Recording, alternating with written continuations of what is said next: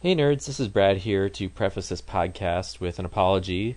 Last week our audio file had some audio interference in it, and to remedy that I decided to remove all those glitches and replace them with me explaining what you missed. So again, our apologies and on with the show.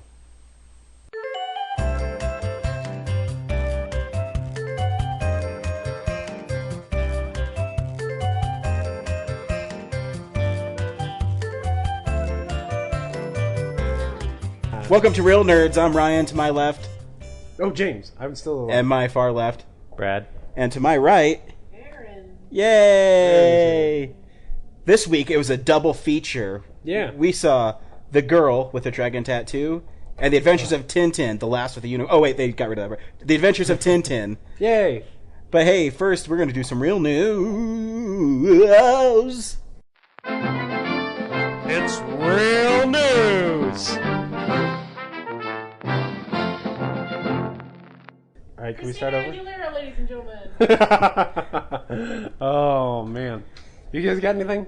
I have a couple things. The cool thing I saw was, because we went and saw a David Fincher movie, is they interviewed David Fincher because he was interviewed by Sony to get the Spider-Man movies back in 1999 before they settled on Sam Raimi.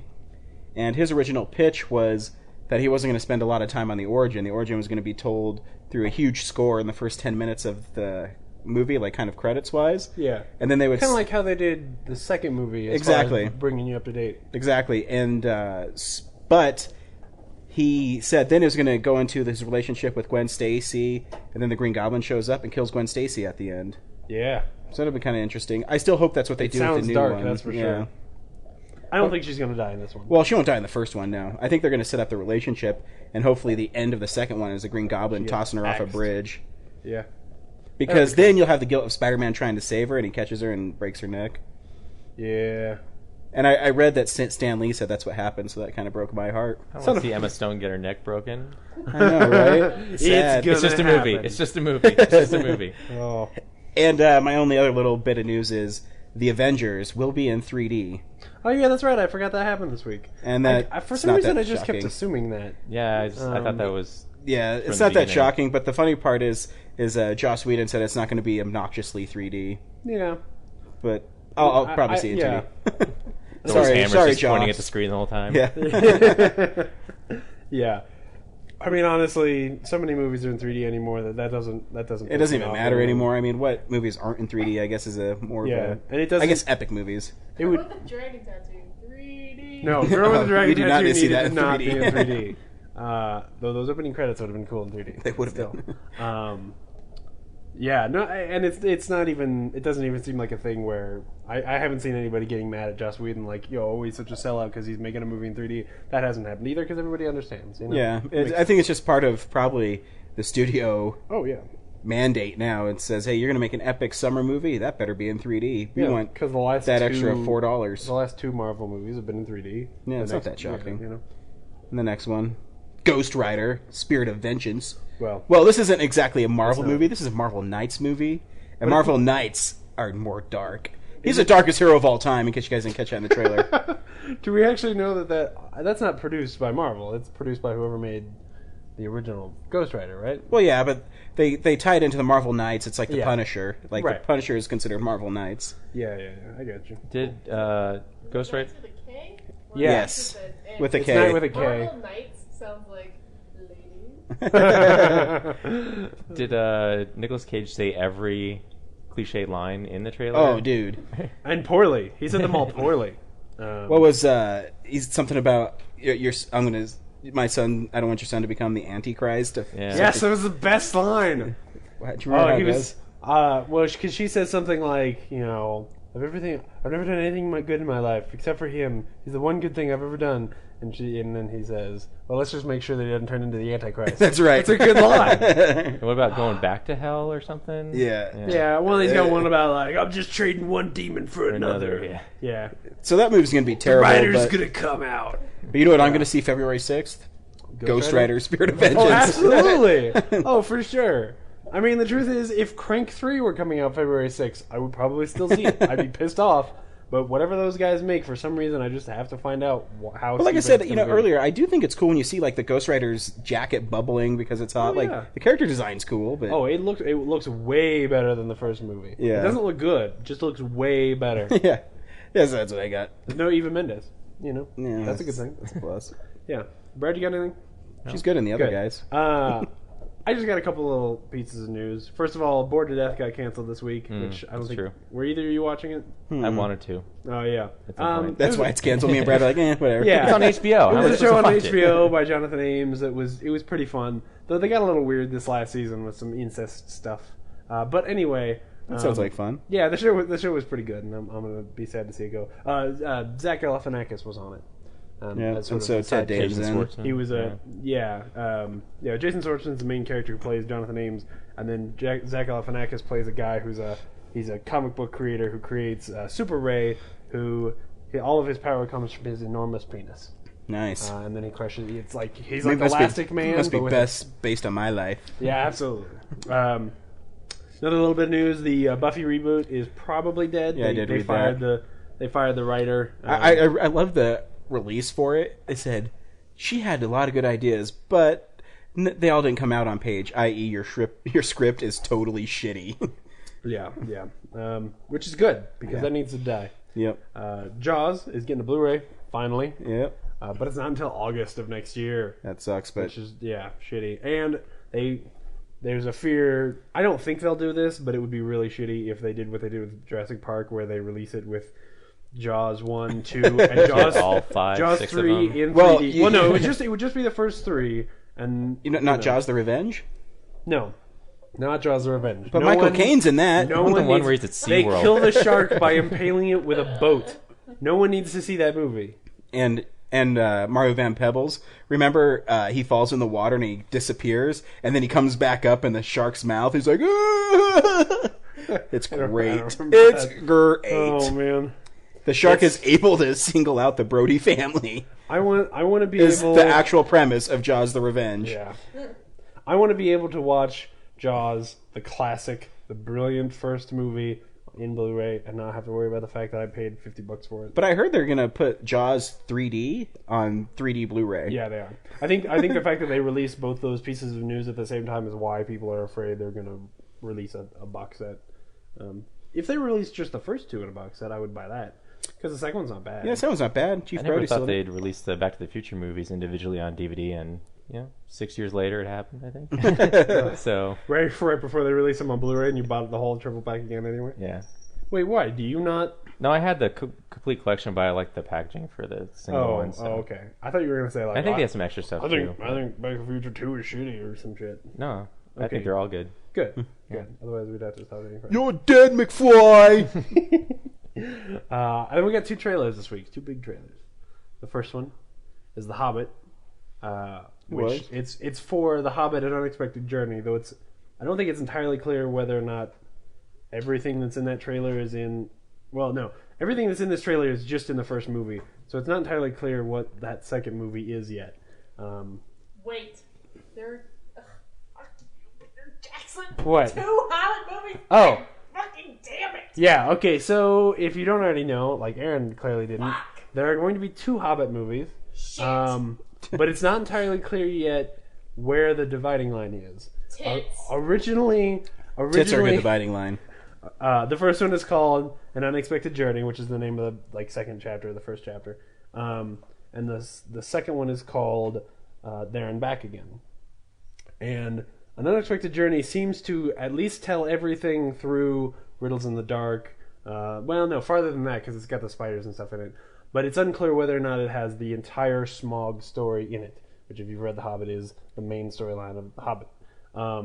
Originally, what they said they were going to do is make The Hobbit in one movie, and then a second movie consisting of little other stories that would tie all of the movies together. Thank God Now- I didn't see that one. Yeah, I am less interested in a movie that is not. I want this to actually be just like Lord of the Rings, where there's a first half and a second half, and eventually you watch them both together.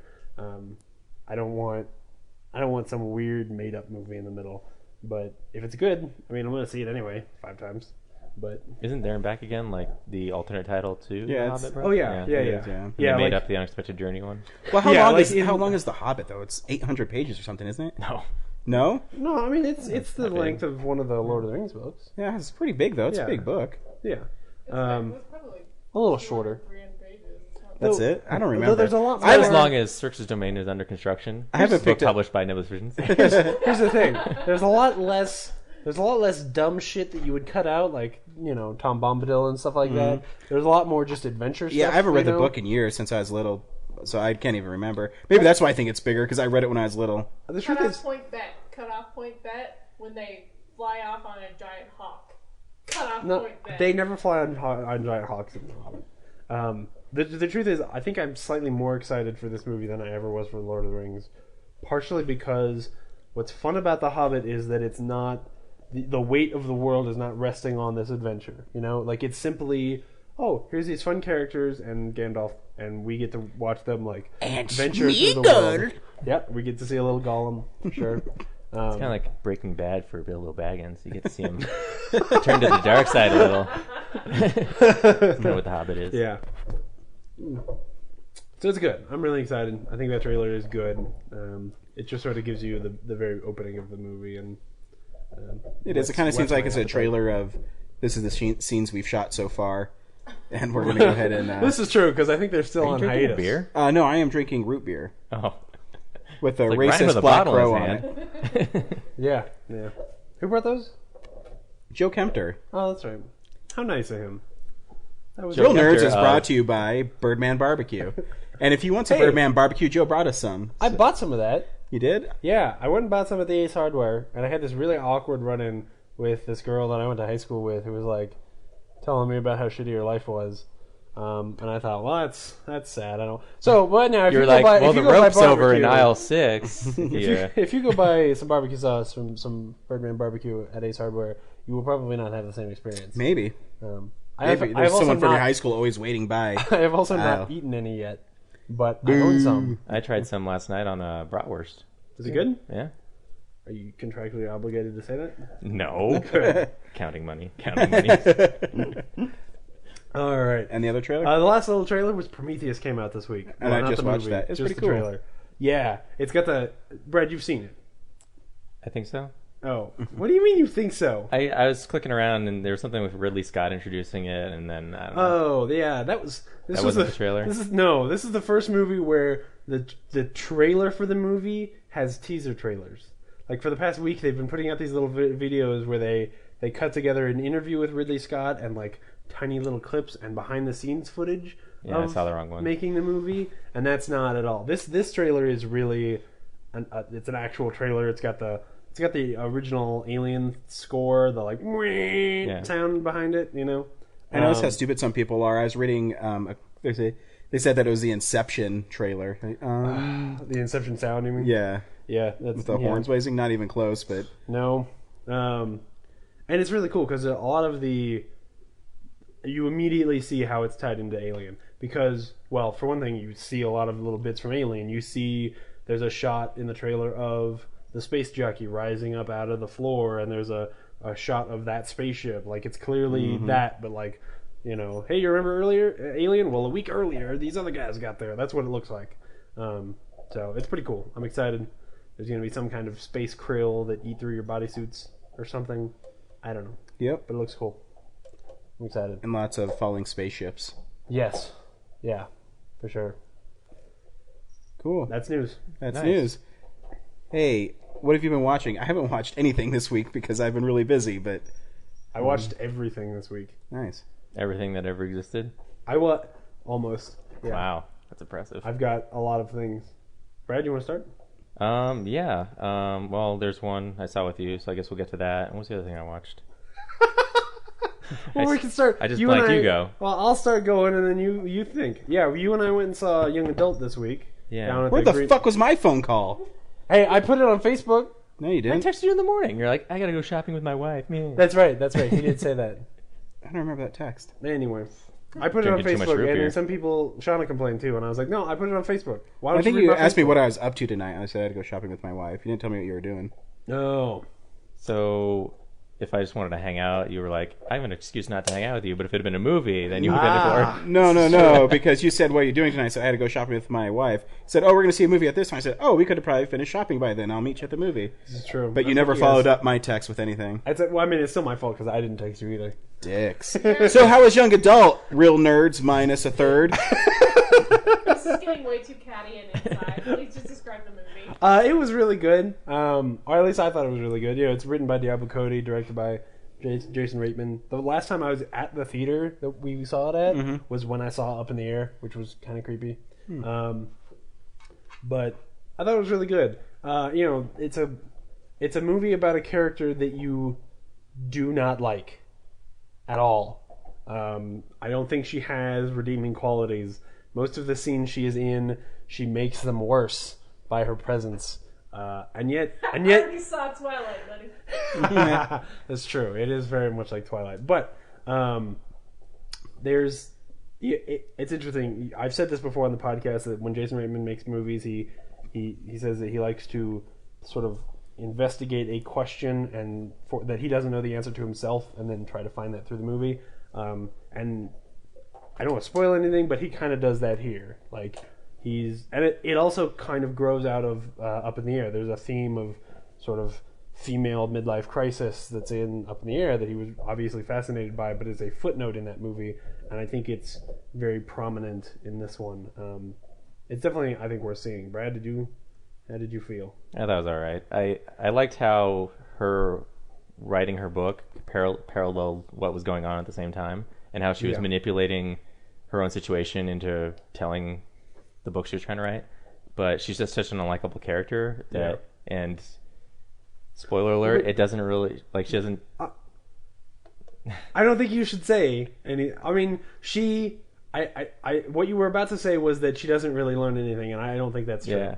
I think that we watch her go through an arc, and then some things happen that then at the end you feel like, oh, well, maybe she didn't learn anything. But the experience that she had is still real, and so that may not, that's the thing. That's that question I was talking about, is that at the end, you're not really sure whether or not she learned anything, but maybe, maybe she did. Well, I think she learned to just kind of accept things, but at the same time, it's just like, you don't want that out of that person. Well, that's a great conversation, guys. What is the movie about? I guess you're right. You're right. It's about she plays this horrible person who's she's a writer. She writes young adult novels, and she moved away from her hometown because she thought they all sucked, and she moved in this awesome life in the city. And in Minneapolis, it's not awesome, but she has an apartment in Minneapolis, and she goes back to this little small town because she got a card from an announcement from her high school boyfriend saying that he and his new wife had just had a baby, and she goes back to town because she wants to have sex with him and break up their marriage. Yeah, I got that part. And what part does Patton Oswalt play in it? Because I heard he's really good in it. He is really good. He plays sort of playing himself, really. Like, typecast as the nerd. No, that's unfair because the guy he plays is a guy who in high school got beat up because everybody thought he was gay. Gay nerd, yeah. Yeah, I mean, he does play a nerd, but just regular nerd, right? Bueno. Me. Yeah, no, he is really good. He's another friend that she knew in high school that they run into each other. She didn't know him. Well, yeah, he knew her because they had lockers together. But right, yeah. I thought it was pretty good. So the house is divided on this one. I could have been the deciding vote, but I wasn't invited. No, you weren't. I didn't invite you because you wouldn't have liked it, and then I would have been the minority again. Maybe I would have liked it. I love those kind of movies. Like no, you probably you might really enjoy it. I think it's pretty good. Yeah, I'll check it out. Yeah. People should By myself. No. What else did you see, James? Oh, I thought Brad was gonna go. Brad, what did you? Yeah. While you were talking, I finally remember what the other thing is. I started watching. Actually, I finished The League up to season 2. I've never watched the show. Is it good? Yeah, I think it's hilarious. Yeah. I didn't get into it at first because I was like, oh, it's another shitty show that FX is trying to spawn off after, Always Sunny, and it's about people playing fantasy football, which I don't give a shit about. But I keep hearing good things. So I guess I gotta check fantasy it out. football is actually just kind of like the backdrop. Yeah. Like a lot of the episodes are actually just these wacky situations that... It's sort of like how their friend... It's sort of, it'd be like saying that Always Sunny in Philadelphia is about a bar. Well, I've never seen Sunny in Philadelphia, so I can't compare it, but... But You- I you've guess been it's watching the about a movie. bar, and is the back- No, it's not about a bar. There's characters. The in best it. analogy They I own can a bar. give is that it felt like I was watching Party Down. Like it has that same tone, Oh, where it's really? like really kind of fast-paced humor, characters talking a lot, and then like kind of creative situations, and then It sounds like you watch TV while in a seizure. Like it's just there's things move really fast, and there's characters. it does talking, move really fast. The Like lights change. there's a lot. just joke after joke after joke, Yeah, and I know. Just there's not really any dramatic moments. It's just Right. all comedy. No, I got you. Yeah. Okay, at this point, James talks some more about Sunny in Philadelphia, and I close out with some more unimportant comments about the league, and then I hand the ball over to James, where he starts to talk about all his many viewings of the week. He apparently saw a lot of stuff, which you will find out in just a second, and that begins with Columbiana. That she's having sex with Michael Vartan from Alias, and at one point he takes a picture of her while she's sleeping, and then like he's talking to his friend, and his friend is like, "Oh, do you have a picture of her?" And he shows her the picture, and then somehow that guy gets the picture and sends it to his other friend who works for the police, so they can run a background check, and somehow that flags another thing, and then the cops are like, "Oh," and it's half a picture of her face while she's sleeping, and somehow then the cops immediately know where she is in the world. It's the worst. And then the movie suddenly like she just decides like, "Oh, okay, it's time for me to kill this dude," and she kills him, and that's the end. What? And it's just yeah, Dude! yeah, yep. Wait, did you watch the unrated cut? Because maybe that cut's better. I don't care because that would just mean it was longer. Unless by unrated they just cut out major portions and then You cut see her in boobs. nudity. Yeah, no, it's not good. And I was really disappointed because I'm usually, pleased by the Luc Besson produced action films. Like Taken, pretty good. This movie, pretty bad. Like no. Anyway, You just talked about the opposite reason of why my feelings for Luc Besson. Dexter ended this week. Nobody here watches Dexter, right? I was going to. I saw the Oh, I'm It was not- on Netflix for a I'm while, not- but now yeah. it's gone. I'm not going to spoil it, but I will say I predicted what was Dexter going to happen was. at the end of this season a season ago. It's a little unfortunate that they did something so obvious and like Entertainment oh, Weekly said it was the worst episode of the season. Yeah, it probably was. Not for Dexter, I mean for all of TV. Wait, really? Yeah. No way. Oh. I don't think it was that bad. It was Or maybe just that I it's saw in the it top coming. 5. It's one of them. Yeah, because at this point, there's not too many twists and turns they can put into Dexter's life, and so when you get 7 seasons into this show, 6 seasons into the show, you can kind of see like, oh, okay, well, there's only like one more thing they can do, and guess what, So whatever, I'm gonna keep watching it because it means that next season will be really interesting, but. Comparing it to season 4, which was the season with John Lithgow, I mean this was kind of shitty. Seems like people are really critical of shows that are past their 5th season. It's like, what do you expect them to do? They're trying to keep that's it the going thing. and keep their jobs. Yeah, at a certain point, if it gets to a point where they don't really have a story to tell anymore, then it starts to show. Yeah. And you have to do dramatic things to change the show so that people will stay interested.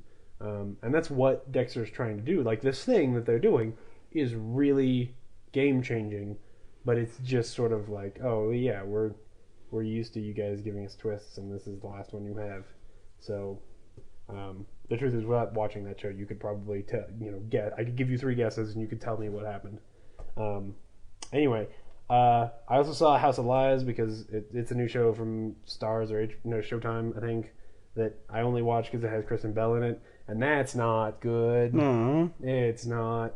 There's a lot of Don Cheadle talking at the camera and explaining how his job works, and I don't give a shit about how his job works or him. Hey, he's from Colorado. Yeah. No, I like Don Cheadle. I'm really disappointed that him is in this movie, but Is it Anyway. a TV show? Or is yeah, it it's a TV show on Showtime. I was just saying because you said it. I'm disappointed that him in this movie, and I. Oh yeah, I said the movie. I am disappointed that him in this show. Yeah, him in this show. And then the last thing was Cars 2. I saw Cars 2, and You that said you were was never going to see that movie. Did I say I was never going to see that movie? Yeah.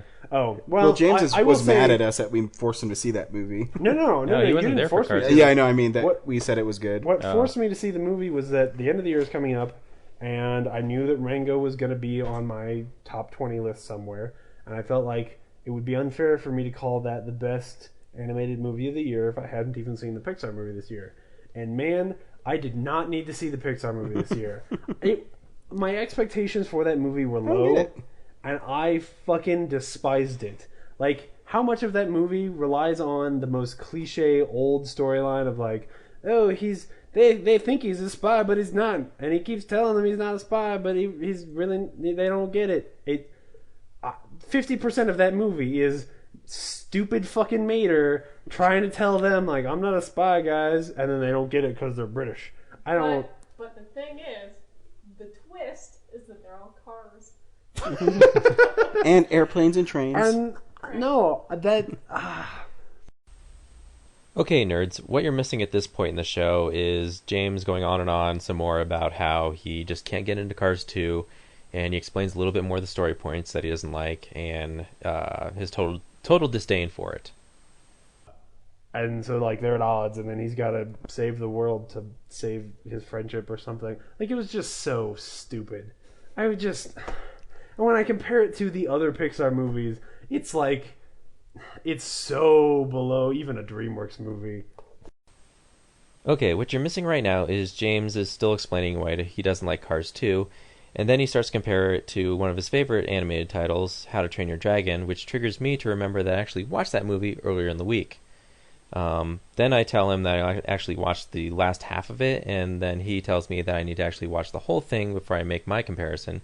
But what I failed to explain to him is that I can pretty much figure out the beginning of that story without watching it, because, let me guess, the kid grows up in a world where there's a lot of prejudice against dragons, and then he has an encounter with a dragon, and then his perception of dragons is changed, and then he tries to bring that back to the village. His angry, prejudiced father, who has grown up in a world hating dragons, can't make the change, and so it becomes that boy's quest for the rest of the movie to get the villagers to accept dragons. Did I get it? All right, let's move on.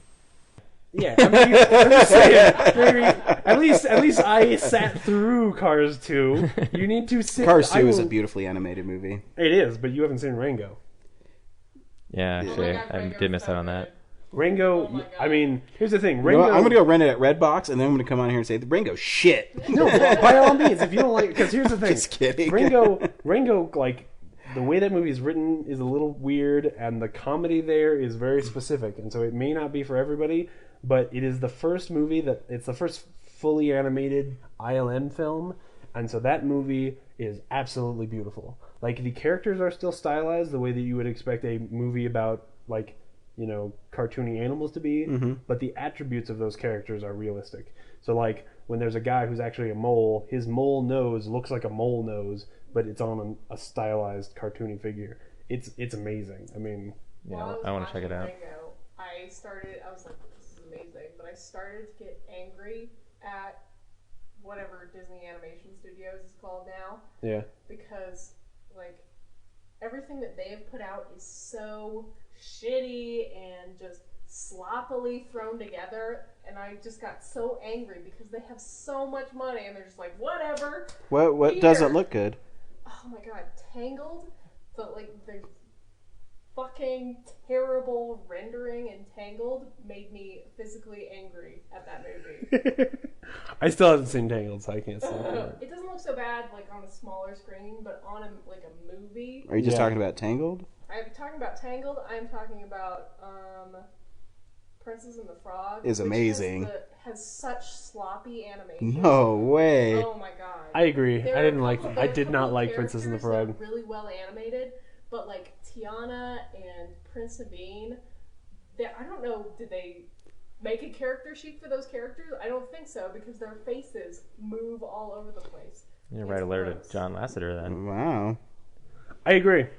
I disagree. But, I'm- yeah. I yeah. haven't seen either of them. Can't make a judgment. I'm starting to not And I like don't John know if it's Lasseter. just because they're like girl movies, so they didn't spend as much money on them. Oh shit! They're having a Now meeting. there- They're like, there you're all right, really this is getting- a movie aimed at girls, so don't try as hard, guys. Well, You got it, Chief. movies aimed at girls make This they is just true.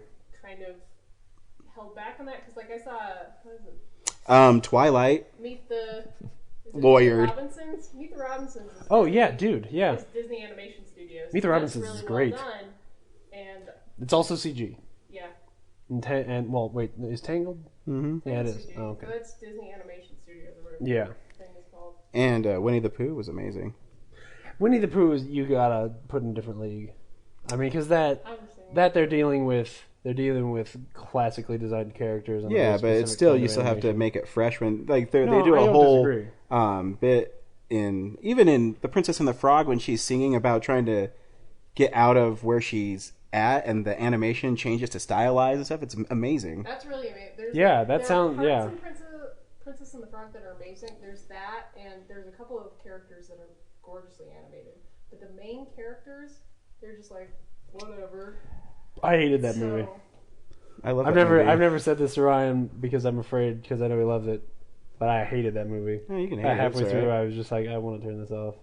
When they turn into And I was watching with my frogs, family. because I cannot stand like. I have a- Yeah, you Hatred that's of I meant to say something animated about this, but things. because you purposely don't go see movies with animated animals, and yet you saw Rango. How did that happen? Well, I've rented Rango, but Rango was gorgeous. It is. So And it was whatever. gorgeous. So you're Anyway. saying stuff like The Lion King's not good? Aaron, we used to be friends. No, there's a point where There's a chronological there's line. there's a saturation point for me with animated animals, and then So it's really not the animation, it's just you personally. Hold on. And here's the thing. I can sympathize with you there because tonight we all had to sit through the trailer for Madagascar 3, Europe's Most Wanted. What the shit was that? I got secondhand embarrassment. Oh, it was the worst. I'm pretty sure the plot of that movie is we have to catch the penguins because they're more fun than we are. That's exactly how they Well, they painted have their that own tra- show on like Nickelodeon. My little nephew Oh, loves yeah. that show. Yeah, that's the thing is that the penguins really took off because they were the only fun thing about the first movie. I don't remember the first one at all. Well, the first movie, there was a scene where the penguins go, "You didn't see anything," and they wash their hands in front of you, and that was cool. And then, for some reason, they You know what I took think's off. funny about those movies though is that that song "I Like the Way You Move It" is like the longest running joke for a 10-year-old cartoon I've ever seen. It's the worst, and it's Or it's not 10, it's like, it what, 7 spawned years? this whole thing of having animated kids movies where there was a dance sequence for no apparent reason. Yeah. Like Madagascar may not have been the first, but it was the one that. Oh, Shrek was the first one. Yeah, Shrek's end credits or whatever. Yeah. Oh, I guess that's true, but I think Madagascar it happens in the movie. Oh, it does. It's like right in Yeah. the middle. I don't remember Yeah. that movie. I only remember that. I can forgive It's end credits. stupid. You know, like there's a dance sequence at the end credits of Slumdog Millionaire. That's different for me. When it's in the middle of the movie for no reason, just like, hey, yeah, we know this movie's getting boring, so I don't know, some singing lemurs. Oh yeah, that was just embarrassing when they had Chris Rock as a zebra rap or singing Afro Circus or what the hell was he singing? Oh, in this trailer. Yeah. Circus Afro. No, it is. It's Chris Rock. Really? Because I Well- know he played that. But see, if Yeah. I was an actor and they kept on making those movies, like, well, here's $10 million to come in and do this part. Oh, Yeah, okay. Oh, I would totally do Yeah. it. But if I were a writer or an animator, I would be extremely embarrassed every day I go to work. Just think of the animator. Like, oh god. Or the Patton Oswalt Yeah, bit legs where they not have they call him in to punch up the script for computer animated movies, and they don't let him change the scene. Just say funny things off screen. Oh man. Anyways, Well, that's everything I've seen. yeah. It means I broke 60 movies this week. In the Wow. year. Yeah, we've seen a lot. I thought in 1 week. Wow. Yeah, that's pretty No, impressive. no. I mean, as far as all of the movies I saw this year. So I guess we'll start with the first movie we saw tonight. Are we gonna say what we thought about both first, and then I was going to do it like how we spoilers normally separately? do. I'm going to say, what'd you think of The Girl with the Dragon Tattoo? Then we'll talk about The Girl with the Dragon Tattoo. Then we'll go into Tintin and then Okay. stuff like that. Does that work for everybody? Sure. You're the boss. That's right on the boss. You listen to me. So, Brad, should people go see The Girl with the Dragon Tattoo? He was alright. James? Yes, with the caveat of you had better know the content you're going into. I think it is if it appeals to you, then yeah, you should definitely go see it. But there's some rape. There is. And that wasn't a joke this time. Today, No. having seen the rape, no, just hey, It's bad. fuck. There's some rape in this movie. I think I liked it. I thought it was really cool. Yeah. So hey, here's the Girl with the Dragon Tattoo trailer.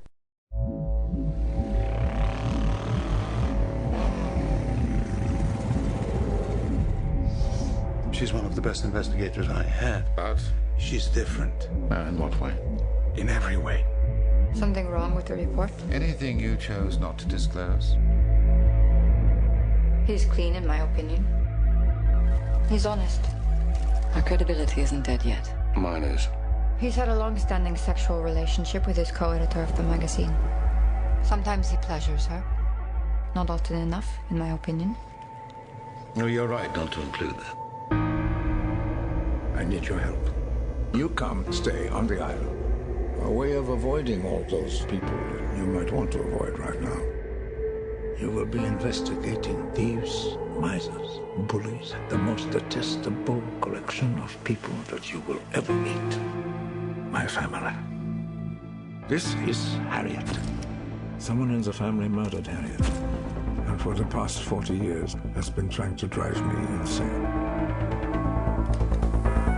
Those are from her, and the rest from her killer. You failed to adapt to 4 foster homes. Arrested twice for intoxication, twice for assault. How many partners have you had in the last month? And how many of those were men? I should have control of my money. And you will, once you learn to be sociable. Why don't we start with me? You know what to do. I can't find something you've been unable to find in 40 years. You don't know that. You have a very keen investigative mind. You were here that day. A terrible day. Searching, not finding. I never found the body. Was it spontaneous? Was it calculated? Did she know something someone wished she didn't? The last time I reported on something without being absolutely sure, I lost my life savings.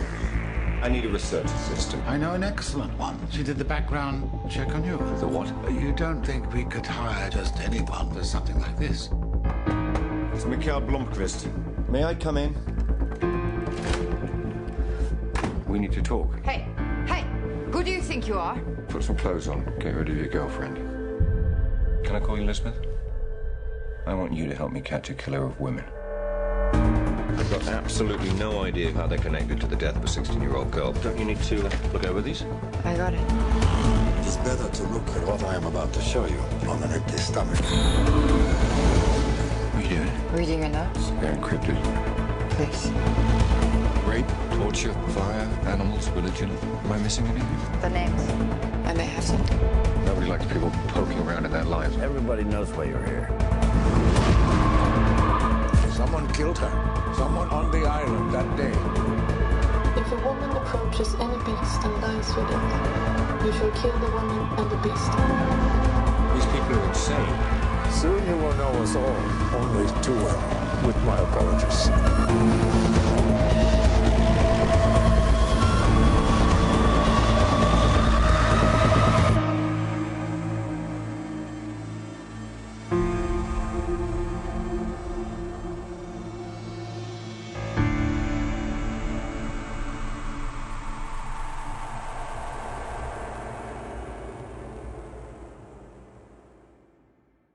I thought the opening credits for the movie were really cool. Where it was the immigrant song, and you had no idea what was going on. But then I remembered she was a hacker, and they're kind of like telling her story through Like these a girl made out of ink. Yeah, like these unusual. Oh, yeah. It was kind of an unusual opening because like the pre-credits scene, you're like, what the fuck is going on? And then it goes into and chicks popping out of the computers, and It looks it's but it was really cool. It's very reminiscent of a James Bond opening. Yeah, Which yeah. this movie has Daniel Craig in it, so it was like, oh, this is a James Bond movie, but way darker. Yeah. Oh man. I guess it did have a James Bond opening. Oh yeah. I mean, because That's it's the pretty same. Like I kept expecting there to be like dancing naked chicks made out of oil, which would be very. The world is not enough, but. What I thought was interesting about the movie, though, is it kind of seemed there was 4 movies in it. Yeah. Where, the opening he's being disgraced, and then you have the side plot of Lisbeth's character and what she's going through. You really don't know why she has to go see this guy to get money. And then you have the people on the Swedish island randomly talking, and then it goes back to Daniel Craig with his daughter, and then it goes to Lisbeth doing something. It's really a whole bunch of kind of going on. It's very clearly a novel, and yeah, you know, they're I would expect trying to stay fairly close because it plays out that way, where you've got a couple storylines going at the same time, and then eventually they all cross over, and I think it's done fairly well. There's definitely a point in the Lisbeth story. Now here's where we talk about the graphic rape scene in the movie, which we all agree is uncomfortable to watch, and then James explains how Lisbeth and Mikkel work together as a team, according to the story, but actually you're watching them kind of solve the mystery separately. And then Ryan explains how cool he thought the character Lisbeth was, and how the movie does a good job of warming you up to her as it unfolds. We were talking about this last night.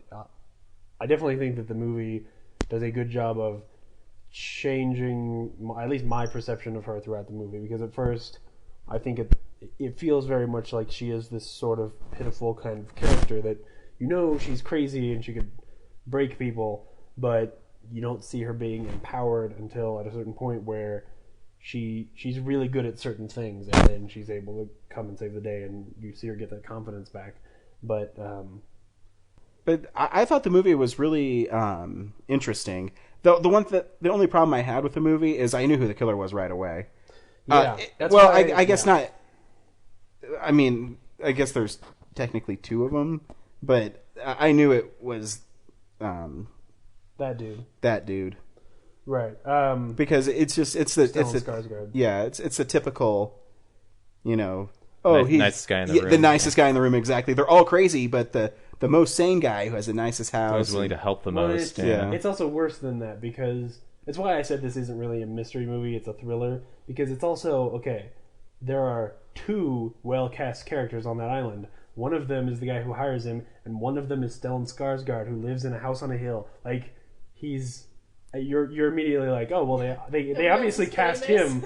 They obviously cast him, because later on he's got to do a scene where he's like, I'm crazy, you know? Like, you kind of know. It's not like Murder on the Orient Express, where they cast 12 different people and they could all be really great. Or Clue. You know. Well, Clue. I'm just kidding.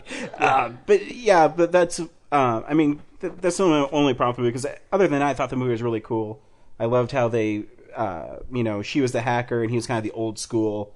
I'm using the pictures to figure out what's going on. Yeah. And she used her ability to, gather information and use it in the interwebs to solve it. So I thought that was kind of a cool little difference, like a yin and a yang, I guess is what I'm trying to say. Yeah. Brad always looks at me like I'm a dipshit. He's just sitting there going, What did you think, Brad? How do you want me to react? I don't, because I don't know what you're trying to say. You're stuttering through the last part there. God, the stupid wire. I know. Stop poking the wire. I didn't know how to describe it, and then I don't know. Brad, what did you think about the movie? Like I said, I thought it was all right. I thought it was stylish and cool to watch, but there's so many scenes of just exposition, like people explaining things. There's a little bit of detective work that's shown through montages, but when it comes down to it, it's just like, go to that guy, talk to him, see what he knows. Talk to that guy, explain this. It's just like there's no, this item connected to this, and for sure. What else? I thought the way he solved the photo thing was cool. Like, it's a good when they actually show actual detective work, the way he animated the photos. I'm like, wow, that'd be a cool, just real life detective thing to do, is to take a series of photos and be able to watch. I just never thought of that. And then Lisbeth is a cool character, but what's the other thing I was gonna? Oh, that pacing was so weird, because at the very beginning, they rush through everything, and then in the middle of the movie, everything slows down to a normal investigative pace. And then there's that scene after everything's the bad guy's dead, and then she goes off and implicates the guy who was referenced at the beginning of the movie, and it's she has all these other attributes that you didn't know, and they're all compressed into 5 minutes. Yeah. But remember, she did that for Mikkel, because she loved that guy. Yeah, exactly. I know why she did it, but it's just like, did that need to be part of the movie? No, really? I agreed. When it started happening, I was like, okay, it's like we're moving into a fourth act, and I don't understand why it's here, because especially it's sort of the payoff to this early thing about him being accused of libel, which was not a real strong storyline at the beginning anyway. So to have that so strong in the end, I was like, well, this is weird. Why is this here? And then when we got the payoff for that about, well, she gets all this money and she's kind of in love with him, and that's why she's helping him, and then she buys him the jacket and then sees him and is like that sort of downer ending, that I was like, oh, okay, I see. You wanted to sort of turn what felt like a thriller into this character piece, and I don't think it works 100%. I feel like it's weird. She is not as strong of a character as she should be, as especially being that I've heard so much about it that I feel like, oh, I should really think that she's just awesome, but I feel like I don't know her well enough. I think, and it's a symptom of her being this sort of secluded, introverted kind of a character. But that whole fourth act just doesn't quite work. But the thriller before it, cool. Yeah, that's what I'm saying. The pain thing is like you got this, the thriller storyline in it. Yeah, I agree, but ramps up really fast. Like, what are the like they're putting all these pieces in place, and it's not until 45 minutes in that Daniel Craig actually starts investigating the murder on the island, and then I don't know if it's that far. Hi, Laura. Yeah, but I think that's kind of I don't know. Maybe I like the movie more than you guys, but I think that's the point of her character. One, because remember she was investigating him because those guys hired him knowing he was disgraced. Yeah. Basically giving him an offer he couldn't refuse, and helping buy part of the magazine so he would. Seriously? So he'd have to do it. And then I like the end part where she was even talking to the guy she took care of through the state to get her money or whatever she got her money legitly, and she said, I found a friend and I really like him, and you could tell the guy even piqued interest at that point. And then she basically risked everything, taking money from him, going out there, rewiring accounts to get this guy basically murdered for him. And then it's just a way of saying that she loved him. I enjoyed it. It was really cool. I don't disagree. I was agreeing with Brad as far as when that was happening. I was like, why is this in this movie? What's going, like, are they setting up another movie? What's going? And then when we got that ending, then I was like, oh, okay, I got you. Now it's worth That's what makes me wonder if that reporter's in the second movie. Yeah. Or the second book, I guess, because I guess they have made a second movie in Sweden. No, they have. They've made all three in Sweden. Yeah. The Girl Played with Fire. Is that the next one? Yeah. And the Hornet's Nest is the last one? I don't even remember. I have no idea. Obviously, how they go. It gets weird, crazy soap opera-y by the time you get to... Oh, good. I don't want that. Hornet's Nest. But still, I thought it was really good. It's kind of unusual that Fincher always kind of does these kind of movies. Yeah, and this, out of the three, I think this is still the weak. Like, between this and Zodiac and Seven, I think this is still the weakest. But, it's cool for him to do it. But I think Zodiac kind of had the same thing at the end too.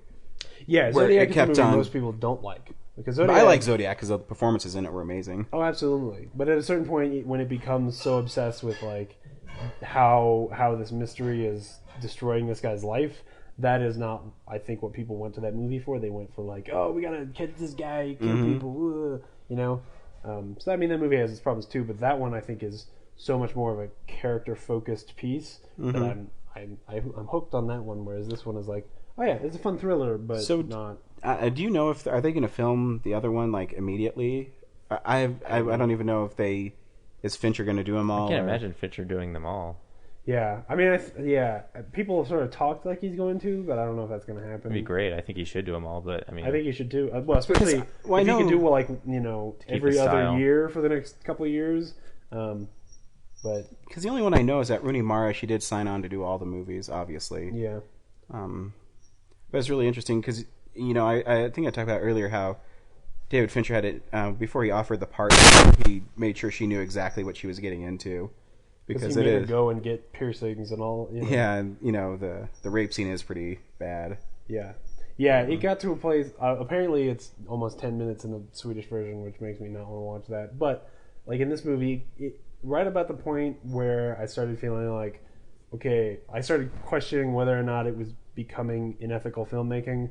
Was about the point that it was over, and I was like, okay, all right, you felt like you had to do that, and now we can move on. And now we're back to talking about the brutal rape scene, and then Aaron starts to explain the Swedish version. Michael Nyqvist's character's name. Michael, but said in Swedish. Swedish Michael. No, Swedish no, really. journalist man. It's like Michelle. It's Mikael. Mikael, yeah. And then, like, it starts out with him, and then you sort of are introduced to her, and then it becomes about her, basically. Yeah. And then he's just kind of there putting stuff together. I would definitely say that it doesn't feel like that. I mean? It feels like two separate stories happening at the same time. And then as it goes on, as you get into like Girl Who Played with Fire and Girl Who Kicked the Hornet's Nest, it gets more and more about her. It's about Elizabeth. Yeah, I more mean, okay.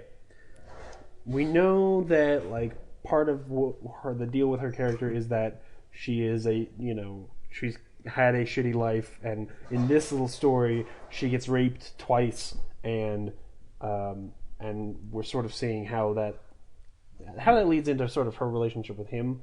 But if they didn't show the rape, we would still know she got raped. The question is, would we still understand that facet of her character, even if we didn't sit through that? Like at what point does it begin to revel in the fact that it's showing us something really horrible? Oh, I don't think it revels in it. In fact, my interpretation of it is, she went there expecting, just to give oral sex again, and then when he crossed a line, then she crossed a line. And it's just showing the power of her character, that she wasn't going to put up with that. And that's what I interpret it as, because I think to show the rape scene, I mean, you can say it's gratuitous, but it's, it's also, I think it's a defining moment in her character where she's not going to be pushed around anymore. I get you. And that's how I interpret it. And I would say I probably agree. I was just saying that about the point in the movie where I started going like, okay, you gotta not do this anymore, because otherwise I'm gonna have a problem with this. It's about the point that it ended. Yeah, and I think you're supposed to. It goes right up to that line and then backs away. Yeah, and hopefully you feel uncomfortable in that scene. Oh yeah, you know what I mean. It's pretty horrible. I hope no one goes to that movie. It's like, you got to see some ass, and you know what I mean. And Brad pointed out symbolism. The cat killed that was in the shape of a swastika. That I didn't notice it. I did not. After he said that, I'm like, it was in the shape cat of a swastika. I noticed that like its legs were broken in weird places, and I was like, why did they break the legs off and move them around? And if my wife saw that, she would be crying. Yeah, I totally was thinking like, she can't see this movie now. But I thought it was pretty good. Like, okay, 2 questions. So, how often is it revisited? Because part of the rape. Yeah. Oh my God, we're still on this. She gets raped. Well, no, and then she goes back to the rapist, shows him the video, and is like, "Hey, I will show this to people if you don't shut your mouth." And then she tortures him for a while. Okay, so like she tattoos it. Yeah. Okay. Yeah. He is a rapist pig. Yeah. Correct. Yeah. Okay. What was the other thing? Is she supposed to bring it up again? Well, you were just asking. Does people keep finding it? People keep finding that tape and like watching it, so you keep seeing it. Shit. No, that is not in the American version of this movie. That doesn't happen. That doesn't need to happen. And I don't know if it if it all happens in Dragon Tattoo or if it just keep finding it across. No. Yeah, that sounds some kind of, that sounds like a weird messed up Marx Brothers routine. Yeah. Oh no, I found it too. No. I feel like she would keep that somewhere safe, being that she is a hacker. She can hide things well. she keeps it on her mantelpiece. I think it might be in the later. Oh, I'm sure. Now that I'm thinking about it. Yeah. Like, people just keep finding that shit. She burns it on a disc, and it's just. Leaves at her house. No, you know what? If you have video of you getting raped, you keep it very, very secret. Just saying. What an unusual conversation. Yeah. Do you keep this it? movie, Or you man, this movie. And delete it, James. No. Well, if you're using it for blackmail, you have to keep it. So, the truth is, you just fucking kill that dude. Like, if she has as many skills as she has... Well, she had to wait till he signed over the money to her, and she had to keep on saying that she was, that's right. behaving Yeah, properly. If he were writing bad letters about her and then he disappeared, that would probably be bad. Then it'd be the girl in the insane asylum. The girl who imagines a lot of shit. Spoilers. Yeah. Oh, fuck. That's not spoilers if I say something and you confirm what I said. That's just like, oh, guess what you just guessed? The end of the last book. Oh, man. Anyways, hey, you know what was a lot more fun? The Adventures of Tintin. Brad, should people see The Adventures of Tintin? Sure. Sure. That's like a yellow light. Oh, I'm sorry. Was my verdict not good enough for you? No, that was like the old dude on Channel 4. He had the red light not to see it, the yellow light maybe, the green light to go. The sure is a yellow light. I told you that my system. I'm not for like the 1 out of 5 or 1 out of 10. I think it's too much. It's just like I liked it, middle ground, hated it. That's my system. So this was middle ground? Yeah. So why'd you hate this movie, Brad? We'll get to that. James. No, absolutely. I think it's the closest to a really fun Indiana Jones kind of adventure movie since The Rocketeer. I will say it's fun and you should go see it. Yeah.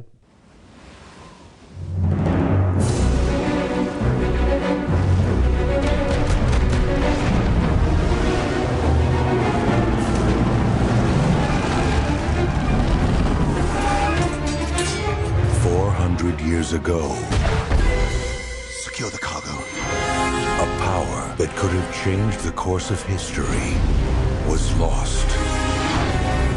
Generations have searched for it. Snowy, look at this. It was long claimed the ship was carrying a secret cargo. But no one has found a clue. Until now.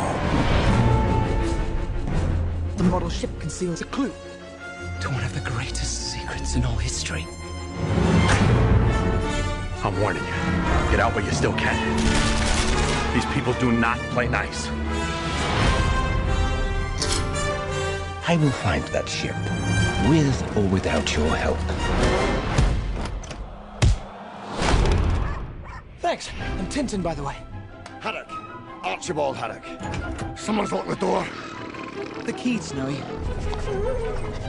The sandwich. The keys.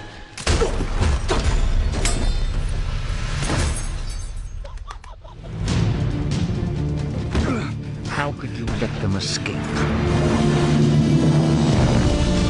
If Sakharine finds the ship before we do, it's over. This isn't just a ship. He wants vengeance. Tintin, look.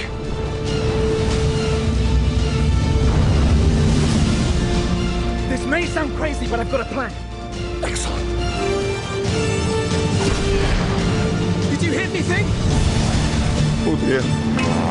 Land! We're not there yet! No! Land! You looked a little cold, so I lit a wee fire. In a boat? Well, this is a fine mess.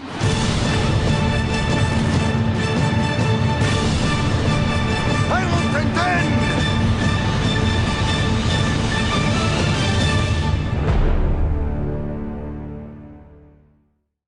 The one thing I always have a problem with these motion capture movies is sometimes it looks absolutely amazing.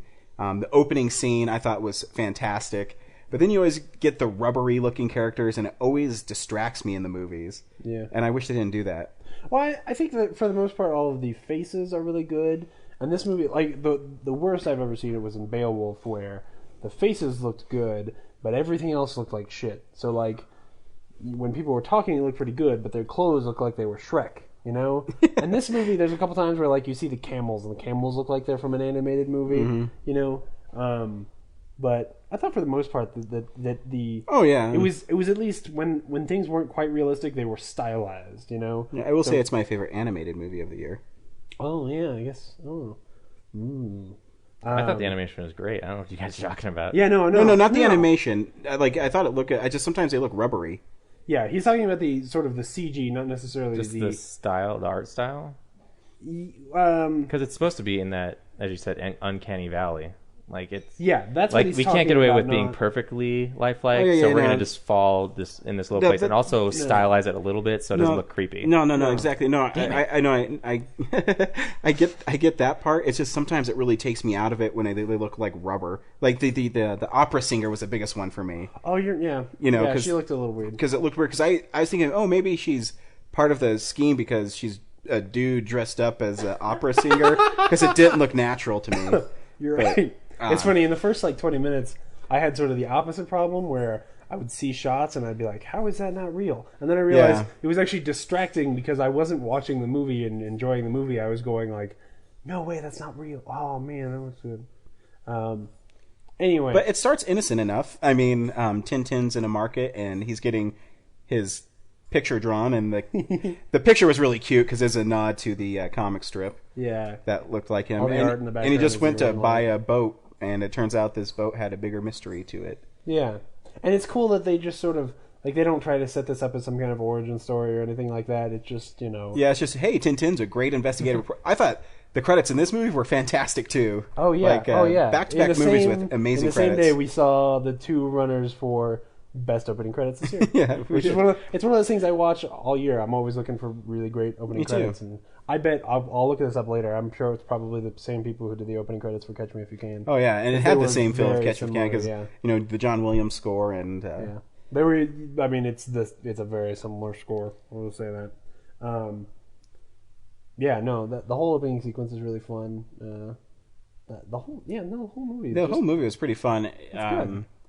One of my favorite actually aspects of the whole movie is how much the camera moved. Yeah, and it was always like it seemed it's just one continuous long shot. One of my favorites was when they're on the ship and it pans out and it shows the guy with the gun and he's looking. Then it pans back to those two and Tintin takes the bottle. Then it pans back and he goes to hit him with it. I thought that was really cool. Yeah, there were a couple times in the movie where I realized that there were shots that I don't expect from Steven Spielberg. Yeah, and I think it's because he was clearly like, "Oh, I can do anything here." Exactly. I think that was one of the strongest things with that movie. Yeah. Is Spielberg was given a medium where he could say, you know what, I can move this camera wherever I want, and I can still capture these actors performing, and then I can fill in the rest of it around it. And it was funny. I talked about this on the podcast back when it happened, but there was an interview with Steven Spielberg and J.J. Abrams and James Cameron, and he specifically talked about that because all of James Cameron's questions were really like, "Hey, aren't I cool?" Because his question was something like James Cameron's his question was something like, "Hey, you get to play around with that thing I invented where you can create a digital world and then walk around with this camera and place the camera anywhere you want. Wasn't that cool that you don't have any restrictions?" And he was kind of like, "Yeah, it was cool. I'll probably never do it again." Like he was excited by the fact that he got a chance to do it, but he is still in love with having a physical camera and all of the limitations that come with that. So we will probably never see a movie like this again. But it was really I think special. Peter Jackson's going to direct the second one. Yeah. A lot of people are worried because I don't think it's going to do too well in America, unfortunately. But it's already made some like $250 million overseas. So. Yeah, everyone overseas loved it. So, and I think it'll do all right. I mean, our theater was pretty empty, but it's also I don't really think that this weekend is a huge, And maybe people aren't into the 3D one. Maybe they don't like to see the regular. So because when Christmas is on a Sunday, I don't know that actually inspires people to go out to the movies as much as if it were on a Thursday and people are off on Friday, or if it were on Tuesday. Maybe. Yeah. So, Brad, you were kind of in the sure camp. Yeah. But what was your impression of the movies and stuff like that? I don't know. I agree. It was visually amazing. Like, it's so. When was the last time Spielberg had a movie come out? Like, I just miss his. Warhorse. It's not even out yet. I know. Well, yeah. What is Spielberg's last movie? Is it Crystal Skull? Crystal Skull. Yeah. No. It's not Crystal Skull. While you're looking it up, I'll explain myself some more. Yeah, go ahead. But yeah, I was just amazed, like all the different creative shots he got, and kept the camera moving. And actually, the again, this movie suffered from a lot of just exposition, like characters just like remembering things and saying it to the audience. Like Haddock's whole thing, like it's told better because it's CG. He has that ability to like remove the background and kind of like I loved how he connected Haddock remembering everything to actually seeing it, like interchanging between him and real life right now and what he was imagining in his head after he was he was drunk. I was a little confused because like when he was in the desert, he was still he gets sober to start remembering, and then he has to get drunk to remember again. Yeah. As somebody that has to deal with this a lot, he would probably have died by that point. Because if you are an alcoholic and you go without alcohol for like, that can kill you within like 48 hours. It is a cartoon, so. He had the DTs and he was remembering. I can't blame you for that because I had the same thoughts where I was like, you know, I was having different thoughts that I had to remind myself like it's a cartoon, don't worry about it. But I was thinking things like, okay, what is this telling kids about alcoholism? That was really.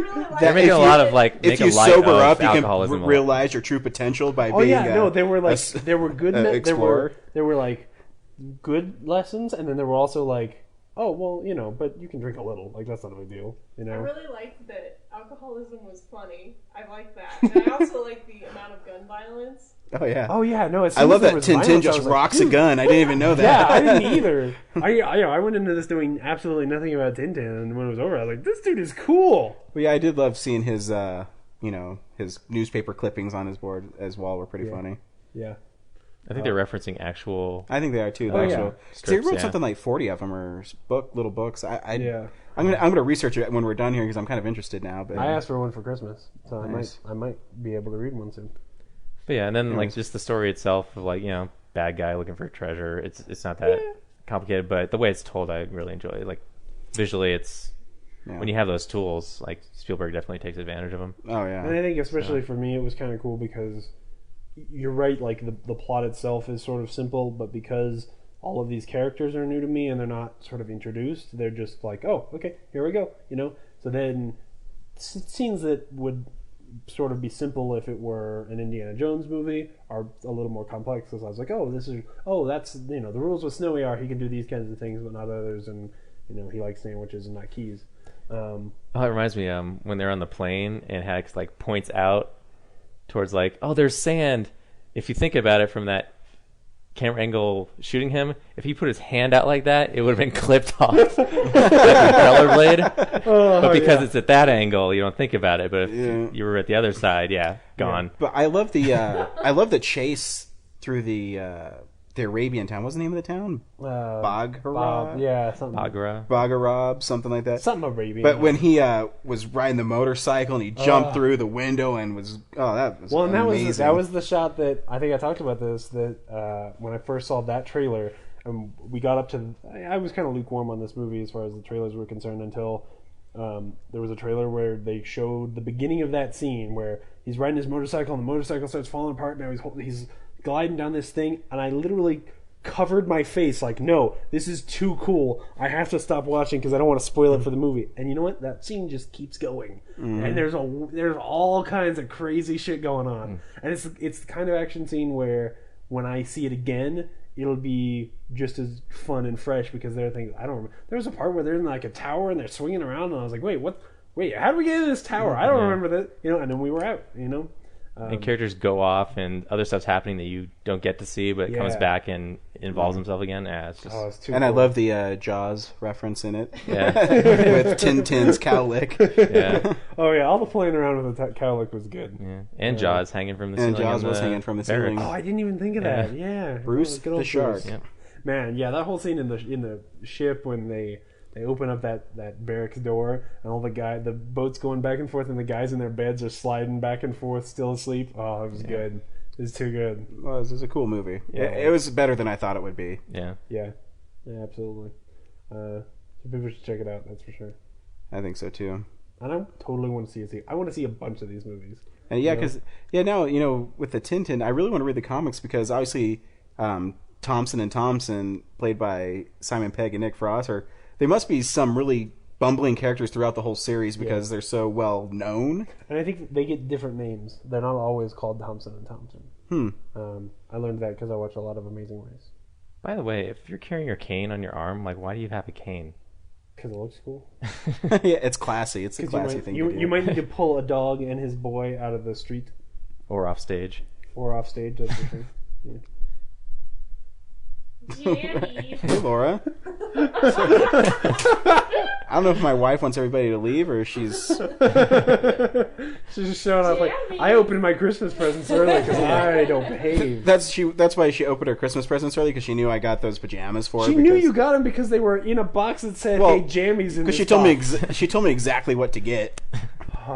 Next year, you should totally pin it to his shirt and send him to the store with it. Yeah, I think it's a good idea. Because actually, she didn't look at them right when I was at this Victoria's Secret store. I said, I'm looking for the black and pink striped pajamas. And they said, we don't have those. We only have them in flannel. I said, well, she wants long johns. And they didn't have any pink ones at the mills, so I drove all the way to Flatiron just to get her those ones that were pink. You had to go there anyway. No, Flatiron is in Flatiron Broomfield. is not near Boulder at all. It's nearer to Boulder than Fort Collins. Yeah. So anyways, yeah, Tintin was lots really of fun. good. Yeah, absolutely. And I love that he rocks a gun. Yeah. He's a badass reporter. How did he get to be a reporter with a gun? And how old is he? Exactly. No, There I was think a he's in his point where I was 20s, like, would be my guess. oh yeah. No, he had to He's be. supposed to be like mid-20s. But there was a little moment of like, is he supposed maybe he's not old enough to drink? You know, it was weird, but cool. And I guess he always gets captured too, because that was in the title sequence too, where he got captured, and then he got captured in the movie. But yeah, I was kind of afraid that the opening sequence would be like Mission Impossible, where you're telling us plot points of this movie, but it wasn't. It was just a completely different little story. You know, it's kind of like a generic story. Yeah, I was like, hey, we need this. Yeah, because the thing Tintin's chasing a bad guy, and he caught him. Hey, that's what he does. There's a shiny thing, and the bad guy got it. We got to get it back. Yeah, it was cool, really cool. It was cool. So next week, nothing opens, but I think we'll be able to talk about Warhorse, which I'll be seeing, and what else comes out? I'm going to try and see Sherlock Holmes, and then I'm going to try to see The Artist, I think. The Artist, Tinker Tailor Soldier Spy. A couple of those Try ones. and finish off a couple more before we do our end so, of the year podcast. Next Friday will be kind of our wrap-up of movies we need to see, and then the following Friday, which will be the... January... It'll be 8th? 6th? Just use your date and time on your laptop. I don't want to, because it's a lot of work. I'd do it, but it'll cancel the recording, so... Well, this computer says it's the 17th. I just want to give people a definitive day so I can This start computer making says banner it's art. Saturday the 17th of December, so I'm pretty sure it won't give me good information. If you double-click it, it'll bring up the calendar. No, I won't, because I use a widget that's not the normal calendar. Oh. Yeah, so... Ryan's phone. Just leave me alone. It is January 6th. Fight James. January 6th. Oh, who said January 6th? Who was an English major and still can do said math? January 6th. No, I said January. Are you fucking kidding me? I said it. Brad, roll back the I tape. to instigate things. Anyways, so next week, me and Brad will be talking about Warhorse and what we saw the rest of the week. Then January 6th will be our year-end movie wrap-up with our top 10 movies. Fireworks. Cool. Don't get too close. Light them and run away. Oh, man. And we have a lot of movies because I actually really enjoyed this year in movies so far. So. Potentially 30 different movies. Potentially. I think there might be. No. There's definitely some overlap. There will be overlap. But potentially 30. And then make sure you think of some, categories you want us to talk about, like favorite hero, favorite villain, favorite score, least favorite movie, Twilight, and worse than Creature. So stay tuned for that. Hey, we know there are going to be categories. There will be. Just to send us your top 10s and send top worst. Yeah. Send us your top 10. You can like us on Facebook, Real Nerds Podcast. Anything you send us, we will read on the internet. We will. You can. You know also... what? Not anyone can read things on the internet. No. You can also email us, realnerds@gmail.com. You can follow us on Twitter, real_nerds. And read our blog, tumblr.realnerds.com. realnerds.tumblr.com. I didn't read and mess listen. You can listen there. So yeah, until next week, bye. Bye. And Merry Christmas and Happy Hanukkah. Oh shit, Jerks. Kwanzaa. Brad said something at the end. Yeah, Merry Holy Christmas, for shnikes. sure. Yeah, bye. And the video game one, he said game over. So he's dude, he's getting better. Oh, he's warming I'm up. learning. He is. He's learning how to be friendly, just like the girl with the dragon. Hello, everybody. Yes. Oh, I messed up. Cue the music. Womp womp.